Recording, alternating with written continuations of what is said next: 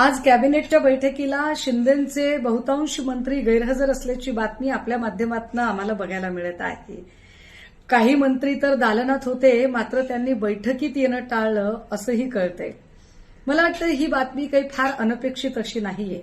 मुळात वाया सुरत गुवाहाटी करत जेव्हा शिंदेंनी हा प्रवास केला तेव्हाच शिंदेंना हे सगळं ज्ञात असायला हवं की त्यांनी जे पेरलेलं आहे तेच उगवणार आहे.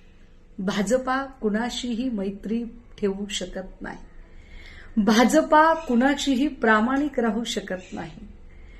गेल्या 25-30 वर्षाच्या मैत्रीमध्ये आम्हाला कायम महाराष्ट्रात शिवसेना मोठा भाऊ असं म्हणणाऱ्या भाजपाने जो पाठीत खंजीर खुपसला, ती भाजपा अवघ्या 25 महिन्यामध्ये शिंदेंना जवळ करेल असं जर शिंदेंना आणि शिंदेंच्या मंत्र्यांना वाटलं असेल तर मला वाटतं त्यांचा फार मोठा गैरसमज आहे. आणि हो, शिंदेंकडून लोक जात आहेत म्हणून शिंदेंनीही त्रागा करायचं काही कारण नाही. कारण जेव्हा जहाज बुडत असतं तेव्हा सगळ्यात आधी उंदीर बाहेर पडतात. तुम्ही ज्यांना वाघ म्हणून सोबत घेतलेलं आहे ते सगळे उंदीर आहेत हे हळूहळू तुम्हाला कळायला लागेल.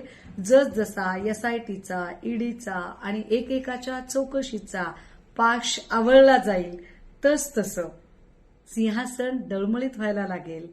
आणि त्याचा पुरावा आता दिसत आहे.